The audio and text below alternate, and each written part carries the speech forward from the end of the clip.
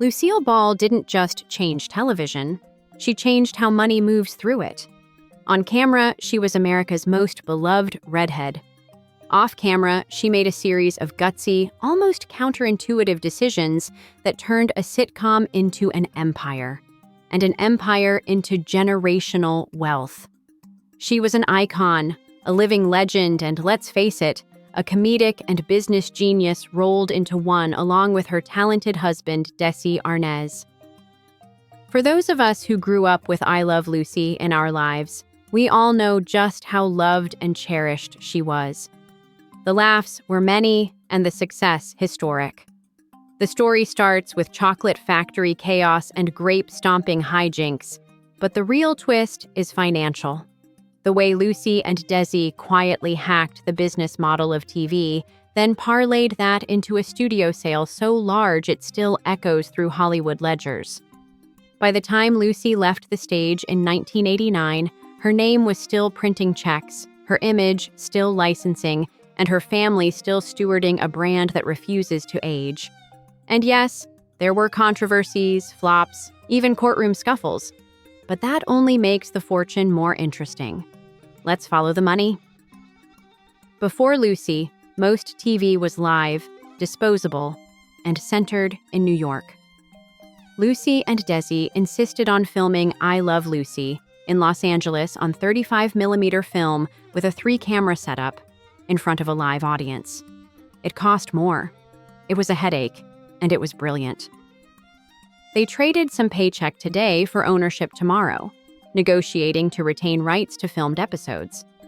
That meant clear, high-quality prints that could be replayed, resold, and syndicated long after the original broadcast.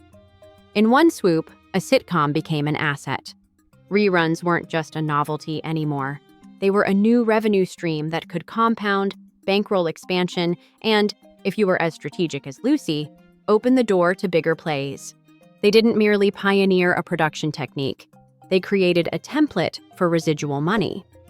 Every time that familiar theme clicked on in a new city, I Love Lucy proved the power of filmed television and inventory. By proving reruns could work at scale, Lucy and Desi quietly shifted the center of gravity in Hollywood, away from one-and-done broadcasts and toward libraries you could own, license, and leverage.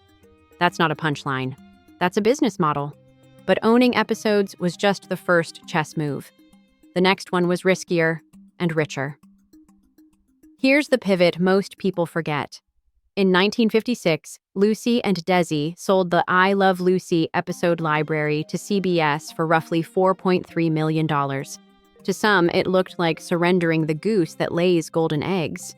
To Lucy and Desi, it was working capital. Within 2 years, they used those proceeds to acquire RKO's studio facilities, transforming Desilu from a hitmaker into a full-blown production powerhouse with sound stages, backlots, and leverage. Giving up one asset to buy a larger engine was a calculated trade, converting rerun money into industrial capacity. And that capacity would pay off when Desilu needed to take big swings on new shows. It takes nerve to sell your crown jewels and double down on the factory that makes new crowns. Lucy had the nerve and the timing. The post-war TV boom was exploding. Networks were hungry for content, and Desilu was suddenly positioned not just to supply, but to decide. That decision power becomes a lot more interesting once Lucy herself takes the wheel. In 1962, Lucy bought out Desi's stake and took over as president and CEO of Desilu. It made her the first woman to run a major Hollywood television studio, decades before "Women in the C-Suite" was a headline. This wasn't symbolic. It was operational power. Budgets, pilots, green lights, cancellations, all the unglamorous, high-stakes choices that decide which stories make it to your living room. For a woman in the early 60s to be making those calls inside a top-tier studio was not just rare, it was revolutionary. People forget Lucy's risk posture. She could have stuck with variations on Lucy. Instead, under her leadership, Desilu started nurturing projects with heavier production needs. world building, stunts, location work. Each decision wasn't just creative. It was financial calculus about libraries that could pay forever. That's where wealth snowballs.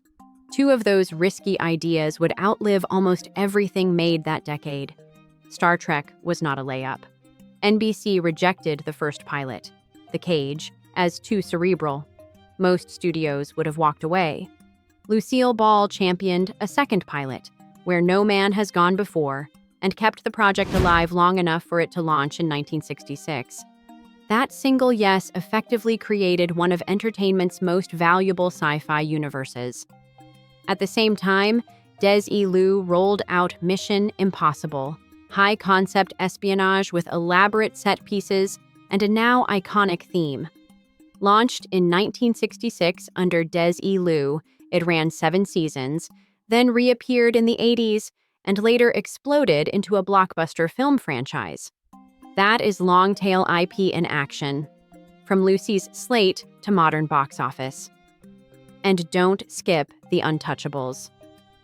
Desilu's gritty crime drama brought prestige heat, controversy, and awards, proof the studio could push beyond sitcoms. Also protecting the shows at pilot stage meant writing long-tail checks for decades, because success doesn't just pay once. It pays in reruns, reboots, remasters, theme nights, and streaming slates. Lucy's reputation as a comedian can overshadow the executive who kept saying yes when safer people said no. But the record is right there in the catalogs. From a wealth perspective, that greenlight judgment mattered. Massive libraries create licensing leverage, libraries feed platforms, and platforms, whether terrestrial in the 60s or digital now, pay for proven IP. Lucy wasn't only building shows.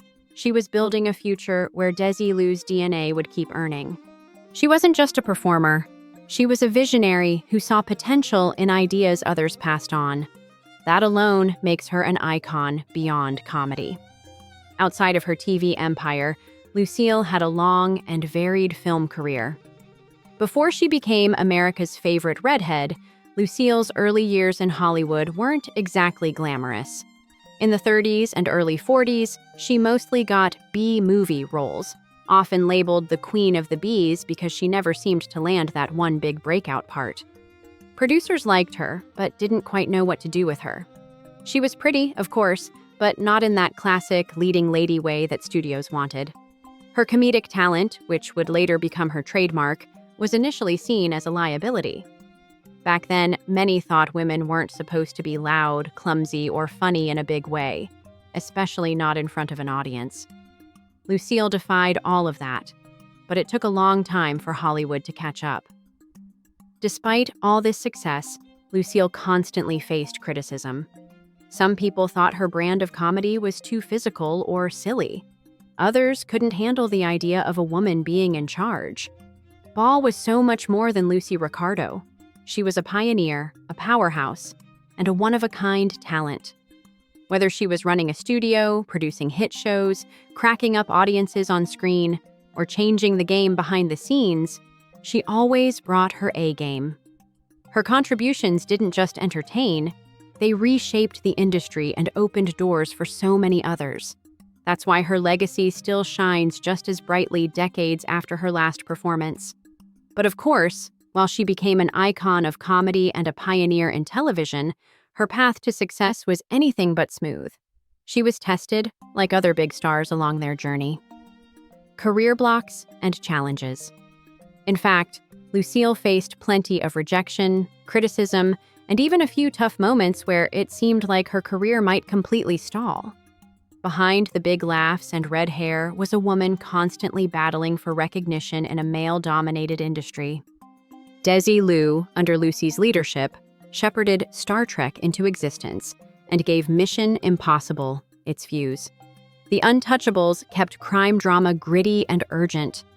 Remember, these weren't just hits, they were templates for entire genres, syndication darlings, and later film reboots. Protecting them at pilot stage meant writing long-tail checks for decades, because success doesn't just pay once. It pays in reruns, reboots, remasters, theme nights, and streaming slates. Lucy's reputation as a comedian can overshadow the executive who kept saying yes when safer people said no. But the record is right there in the catalogs. From a wealth perspective, that green light judgment mattered. Massive libraries create licensing leverage. Libraries feed platforms. And platforms, whether terrestrial in the 60s or digital now, pay for proven IP. Lucy wasn't only building shows, she was building a future where Desilu's DNA would keep earning. And then she did the deal that cashed it all in. By 1967, Lucy sold Desilu to Gulf Western, Paramount's parent, for about $17 million. In an era when women were rarely in the room, she negotiated the exit of the studio she had run, effectively capturing the value of years of bets, facilities, and IP momentum. Adjusted for today's money, it's a massive number. Either way, you cut it. It's also the clean answer to the "where did the fortune come from?" question. Yes, reruns were big, but the studio sale was the moment the paper value turned into real, transferable wealth. Even post-sale, Lucy kept performing and producing through Lucille Ball Productions. She had diversified: equity from a studio exit, residual income from later shows, appearance fees, licensing deals. Her finances weren't a single river stream. They were a roadmap of reinvested wins, exactly how empires get sturdy. Speaking of sturdy, consider how Lucy turned taboo into record-breaking TV and long-term brand power. By 1967, Lucy sold Desilu to Gulf and Western, Paramount's parent, for about $17 million. In an era when women were rarely in the room, she negotiated the exit of the studio she had run, effectively capturing the value of years of bets, facilities, and IP momentum. Adjusted for today's money, it's a massive number, either way you cut it. It's also the clean answer to the "where did the fortune come from?" question. Yes, reruns were big, but the studio sale was the moment the paper value turned into real, transferable wealth. Even post-sale, Lucy kept performing and producing through Lucille Ball Productions. She had diversified: equity from a studio exit, residual income from later shows, appearance fees, licensing deals. Her finances weren't a single river stream. They were a roadmap of reinvested wins, exactly how empires get sturdy. Speaking of sturdy, consider how Lucy turned taboo into record-breaking TV and long-term brand power. In January 1953, Lucy Goes to the Hospital aired the same day Lucy delivered Desi Jr. in real life. The episode pulled an astonishing 44 million viewers, around 72% of U.S. homes with a TV, outrating the next day's presidential inauguration. Network censors wouldn't allow the word pregnant, so expecting became the workaround, after consultation with religious advisors to make sure the storyline stayed acceptable for 1950s sensibilities. The moment broke taboos, created headlines, and cemented Lucy as the gravitational center of television. That kind of cultural dominance doesn't just sell ads, it sells Lucy forever. Brand power translates into money for decades. Anniversaries, colorized specials, collectible covers, streaming placements. When your face launches TV Guide's first national issue, you've crossed from star to institution. Institutions monetize, quietly, relentlessly, and long after closing credits. But legends aren't bulletproof. Even Lucy met a wall. By the mid-1980s, the sitcom landscape had changed. Rhythms, jokes, even audience expectations. Life with Lucy, 1986, promised a return to form on ABC, not CBS. It premiered big, and then collapsed in the ratings. Only 8 of the 13 produced episodes aired before the network pulled the plug. For Lucy, it was a heartbreak, her first true primetime miss. It's tempting to read that as the end of the story. It isn't. The flop says more about how quickly TV evolves than about Lucy's talent. In an era pivoting toward edgier ensembles and single-camera vibes, her classic multicam language felt out of time. But that's the paradox of pioneers. The world they create eventually moves beyond them. What doesn't move? The contracts, the IP, the museum crowds, the brand that still prints. Even that rough ending fed the myth. Because to understand how cruel the 1986 verdict was, you have to remember how high she'd flown. #1 seasons, record-shattering episodes, a studio sale that still reads like a mic drop. Failure didn't erase her, it outlined her, and it makes the earlier business genius stand out even more. But here's the part most people miss. As the spotlight dimmed, Lucy tightened the paperwork. Reports indicate she had a formal estate plan with a trust, naming her daughter Lucy Arnaz as trustee and splitting the trust's assets 3 ways between Lucy, Desi Arnaz Jr., and her husband Gary Morton, so that the fortune she built didn't fracture when she was gone. It's the unglamorous step that preserves a glamorous legacy. When Lucy died in 1989, credible write-ups consistently describe an estate in the tens of millions, making sure both children and Morton were taken care of. Years later, some personal effects in Morton's possession, love letters, awards, even a Rolls-Royce, surfaced in a 2010 auction organized by his widow. Lucy fought to pull key items back, and coverage at the time notes a judge allowed the sale to be halted if a bond was posted, with at least the Lifetime Achievement Awards returned by agreement. Also, Lucy didn't just leave her kids funded. She raised 2 working artists with their own lanes. Lucy Arnaz moved from teen roles on Here's Lucy straight into legit theater.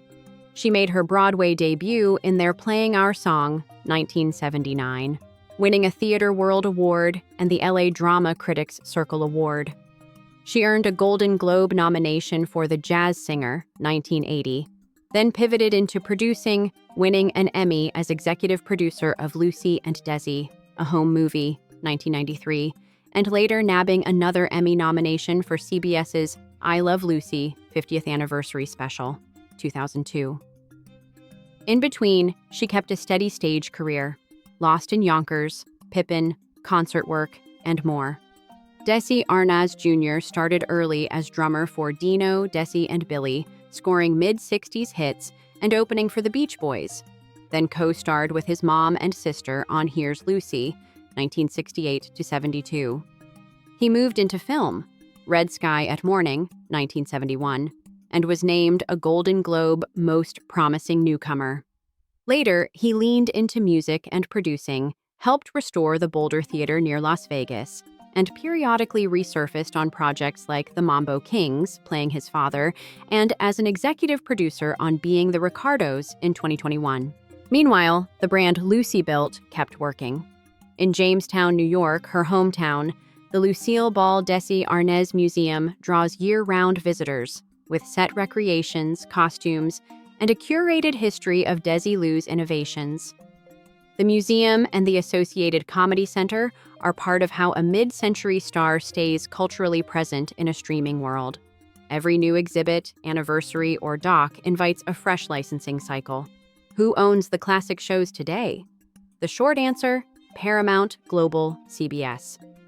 Through a chain of sales and mergers, CBS controls I Love Lucy and other pre-1960 Desilu shows, reflecting deals that began in the 1950s, while the broader Desilu Paramount television library lives under the Paramount umbrella. That's why Lucy reruns and specials show up across CBS-related platforms, and why a 1950s sitcom is still a 21st century earner. All of this points to the real legacy. Lucy didn't just leave a sitcom or even a studio. She left machinery, contracts, copyrights, goodwill, and a world-famous name that her heirs, museums, and media conglomerates have kept in motion. If you're wondering how a star's money keeps earning long after the final bow, start with ownership, add libraries, protect the brand, and keep telling the story. That's Lucy's afterlife on a ledger. The punchline is simple. She made people laugh uproariously, and she made television make sense as a business. That's why the check's still clear. Lucy will always make us remember those early days of TV in the 50s and 60s very fondly. She gave so much love and laughter to the world, and also a massive fortune to her family, proving that a mother's love and care is very strong and resilient in an industry that often overlooked comedic women. Lucille was also the recipient of countless honors throughout her life and even after her passing. She was the first woman to receive the International Radio and Television Society's Gold Medal in 1971. In 1989, she was posthumously awarded the Presidential Medal of Freedom, one of the highest civilian honors in the United States. And she has not one, but 2 stars on the Hollywood Walk of Fame, one for television and one for motion pictures. On top of that, the Television Academy honored her with several Emmys over her career, including a posthumous Governor's Award in 1989 for her lasting contribution to the medium. What's more, Lucille Ball wasn't just about business and awards. She deeply influenced comedy itself. Her physical comedy, timing, and ability to turn the smallest situations into full-blown comic chaos laid the foundation for generations of comedians. People like Carol Burnett, Lily Tomlin, and even modern comics like Tina Fey and Amy Poehler cite her as a direct influence. She made it okay for women to be funny, loud, clumsy, and completely in charge of the joke. If you like the video, please like and subscribe. We hope to see you again soon.